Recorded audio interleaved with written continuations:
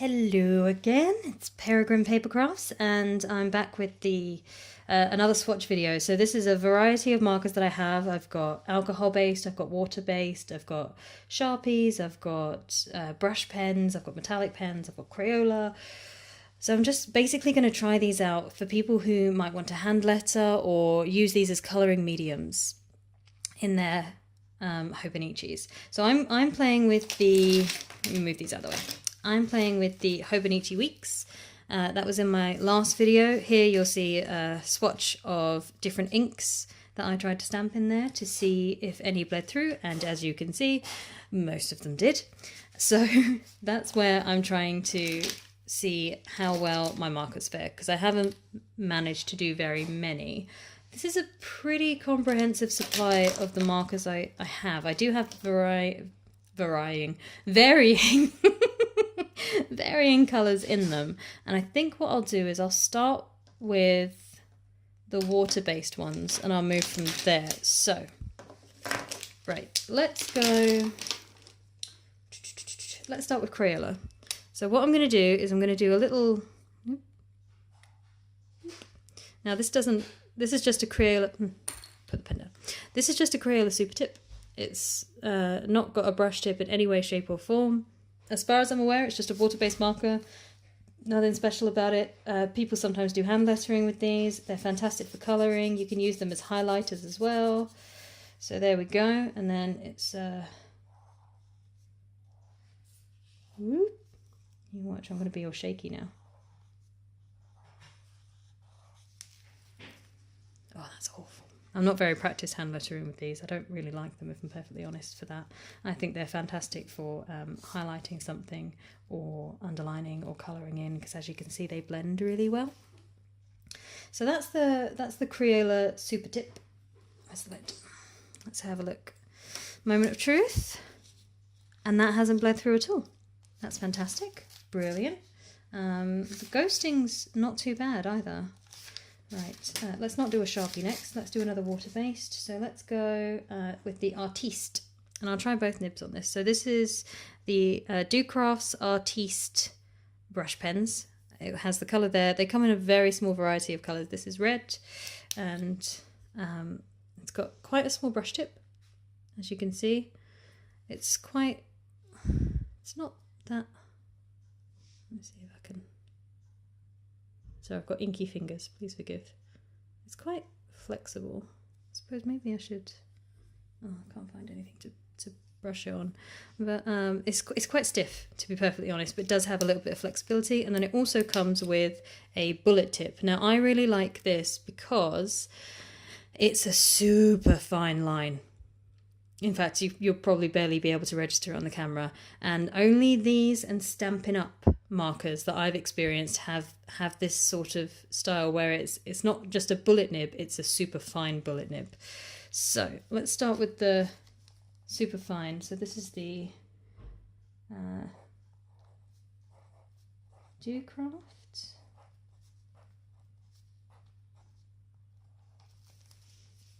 See my terrible handwriting. Docrafts.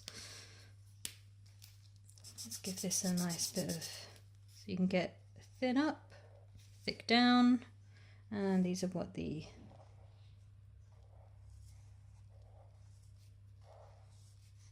Artiste. I'm going too quickly, really. This isn't a hand lettering video. So those are the Docrafts Artiste markers. How are we doing? That's okay, a bit more ghosting than the Supertips. Next, let's do the Tombow dual tip brush pens. So this one has a more traditional bullet tip and a very large brush tip. They're nice, this is. This is number 606. I don't know if they have proper colour names. All of them have numbers on them. So this is the Tombow. It's very juicy. And there's your thick and your thin. And let me see if I can... I think I'm only going to get as far as Tom. Right, so that's the Tombow. Now, because this is quite watery, I'm wondering, it's very pigmented. Actually, that's fared quite well. See, I'm wondering what the difference is, because this is the same as what's in some of the ink pads that I've used, and I just don't understand really. Let's try the Stampin' Up. Now, this is exactly the same ink. You can use your re-inkers for Stamping Up, markers, and ink pads. It's exactly the same ink. The only difference is the way that the medium is being transferred. So rather than putting it from an ink pad onto a stamp, you're using it to write. Now this is Mossy Meadow. I can't remember. Mossy Meadow? I can't remember if this is a special, like one of their collections or not, so it might not be available now. But there's that bullet nib in the same way that the Docrafts do. I don't know, can you see? Quite dark. And then these as well have closer to the Tombow in their size of their brush tip. So, oh, I just realised I didn't do the bullet nib in the Tombow. I'll do that in a second. So this is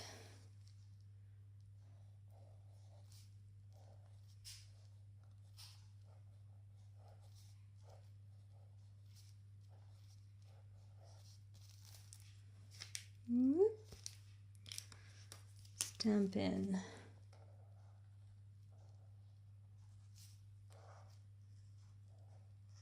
Up. Please don't judge me for my messy hand lettering at the moment. I swear I'm better. Actually, mustn't forget the little apostrophe. And the bullet nib for Tombow. So you can see the thickness of that as well. So I suppose this is also a kind of sample. Now you'll see that this hasn't bled through at all. That's the cat again, sorry. This hasn't bled through at all, and the cherry cobbler wasn't too bad when we did the stamping, but it did bleed through a little bit. Right, so let's keep this party moving. Next we'll have the Artline Stix. Now these do have colour names, but they don't have them on the pens. The thing about these is you can put them together like Lego. They're really cost effective. So you can stick all of your pens together, sort of like Lego. They're very, very cost effective. I would highly recommend them for anyone who, it's a brush nib. I very highly recommend them for anyone who's starting out, maybe wanting to brush letter. They're fantastic for colouring as well. They've got beautiful colours. I mean, look at that, that's stunning, even if it doesn't have a name on it. So this is this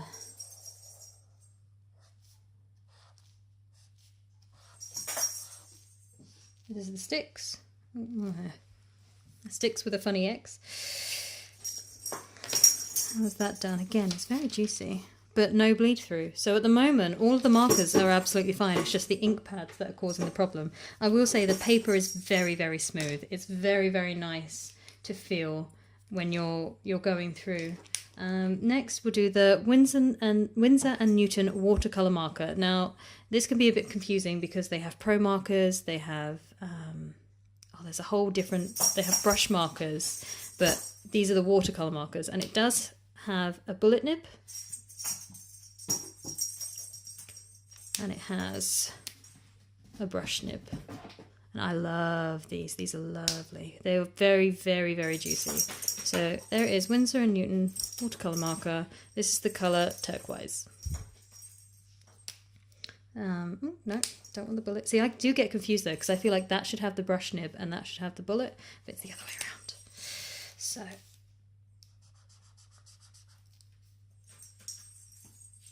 you can tell I've been mean to mine because it's a little bit frayed.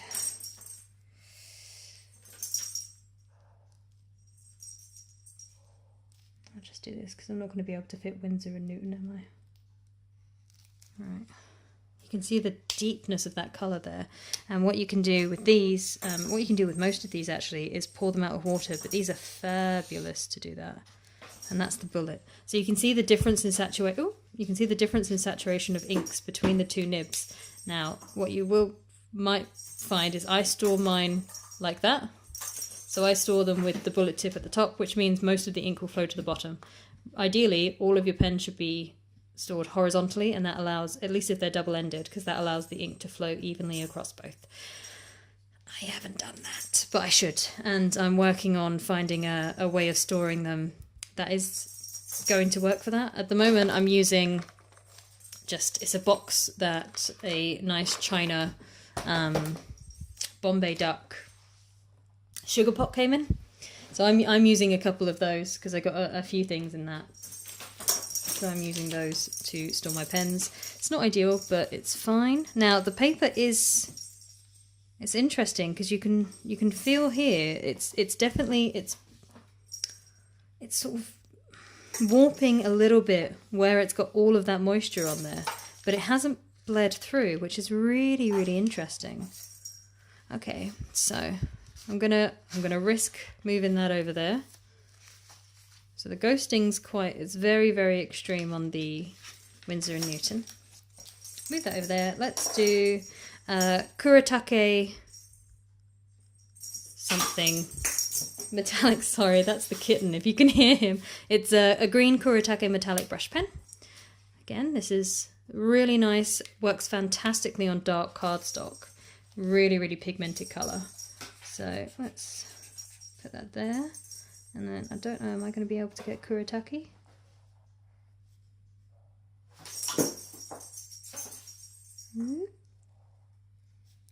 It's really difficult hand lettering this far away.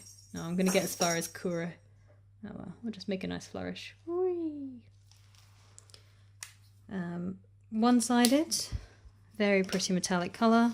Don't know, can I catch it in the light? It might be better when you've got a comparison. Has it bled through? Nope, not in the slightest. So let's move on. This is the Faber-Castell Pitt Artist Pen in Cobalt Green. These are hit and miss with people. Some people really like the brush tip for hand lettering, some people don't. I do. You have to be slow with it. I think they're fantastic for colouring as well, but I wouldn't use them for colouring. I use mine. They're very, very flexible, the nibs, so you have to be careful. Sorry, I started writing Kuretake again.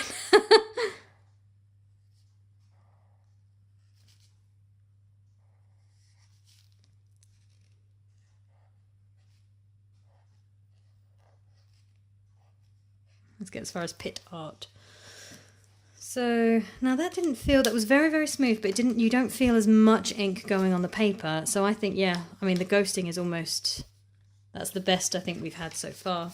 Now we're moving on to the alcohol markers. I do have some other ones, but I don't know where I've put them. So this is a Sharpie, and then we've got a Winsor & Newton Promarker. So these are alcohol-based markers. I am expecting them, these bleed through cardstock, so I am definitely expecting them to bleed through on this paper, but I thought in the interest of covering all the bases, I'd try these as well. So let's start with the Winsor & Newton Promarker in the Cobalt Blue. And this has a bullet nib and I think a chisel. Yeah, and a chisel nib. So let's start with the chisel.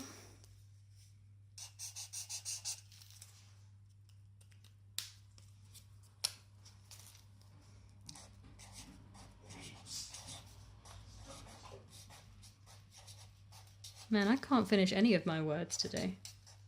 It's great. Promarker. And yeah. It bled right through. I was expecting that. Now, what I wasn't expecting was for it not to transfer to the cardstock. So it hasn't, as much as it's bled through, it has dried almost instantly. And it hasn't actually transferred onto the other page. So in theory, you could, I mean, I don't know how well these will blend on this paper. I suppose I could try that. But in theory, you could just colour and blend and it would be fine. And then this is the Sharpie. This is a fine point Sharpie.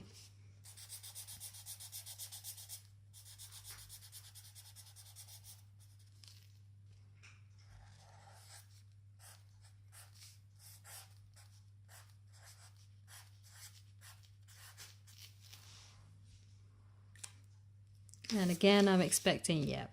Now this actually had more of a patchier bleed through, but it might be because I was using a chisel here and I was using the fine point for both there. Actually, I think that's because if you look at the Promarker and the Sharpie, it's about the same. I do think it has a bit more bleed through. So those are all of the pens that I have. And, ooh, the Winsor & Newton's really juicy. Let's just try to stick to the other page. I'm really impressed with that. what it doesn't do is solve my issue with stamping. Now, what you can do with some of these markers, I know you can do it with the Tombow ones, but I'm going to try it with the Stampin' Up, is you can colour on your stamps in the marker and stamp with them. Now, I wonder if that might be a way for me to get my stamping and sort of get the best of both worlds. So let's try that. Now, forgive me, you're going to hear me breathe very closely to the microphone on this phone, because what you need to do, as Stampin' Up so lovingly put it, is you need to huff on the stamp once you've coloured it in to reactivate and re-moisten the ink. So I'm going to leave it there a little second longer so that the ink has time to absorb into the paper. Alright, that's kind of gone alright. And it has still bled through a little. I don't know if you can see that. Can you see the hello? It's still bled through. Oh man, I was hoping that would work. Oh well, back to the drawing board.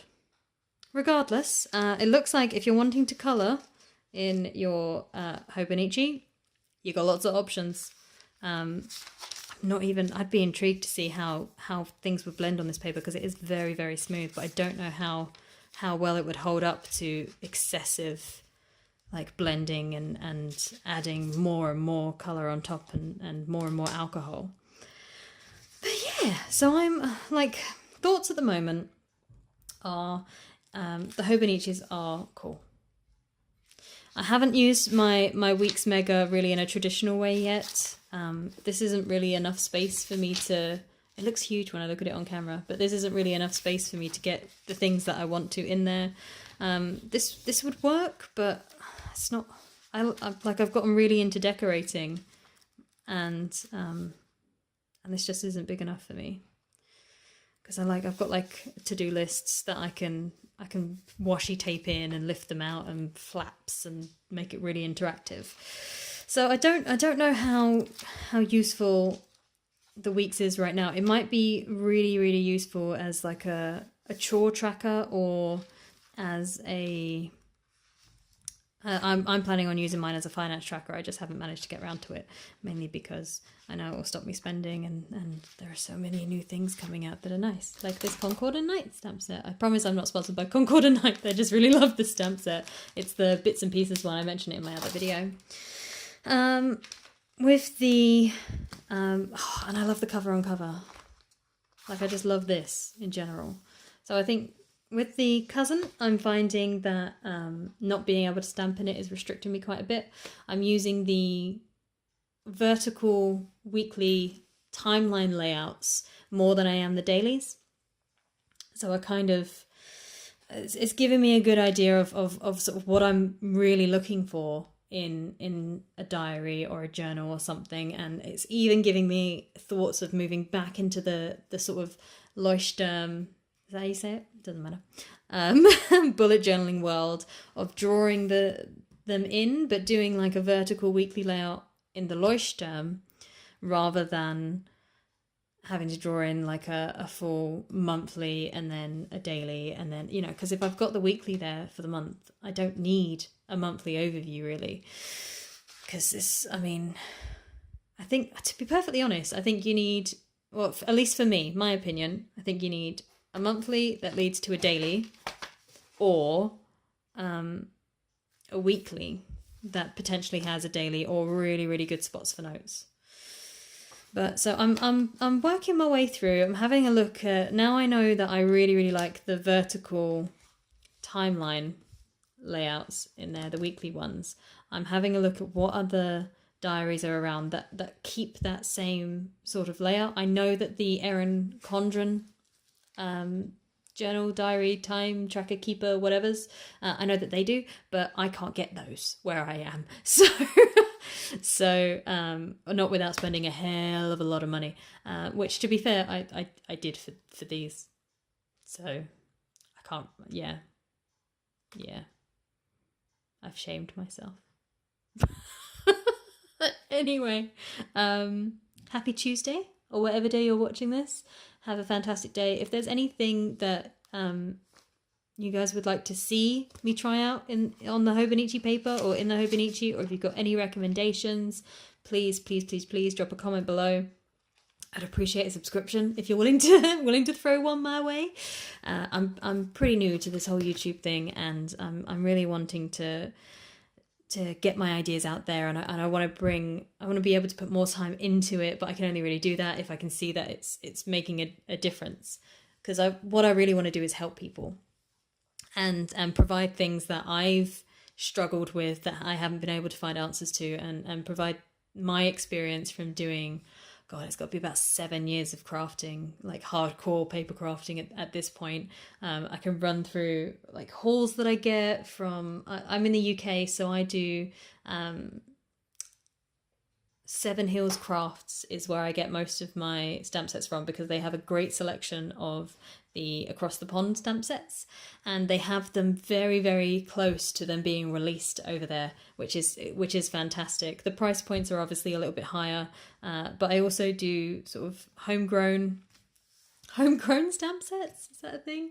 From the UK. So I think Kaiser Crafts is a UK based one. Sizzix you can get in the UK. Tim Holtz distress lines you can get in the UK, as well as importing them across.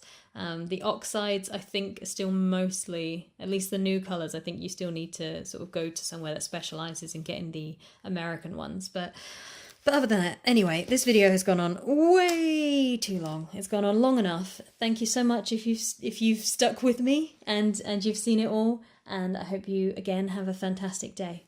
Bye.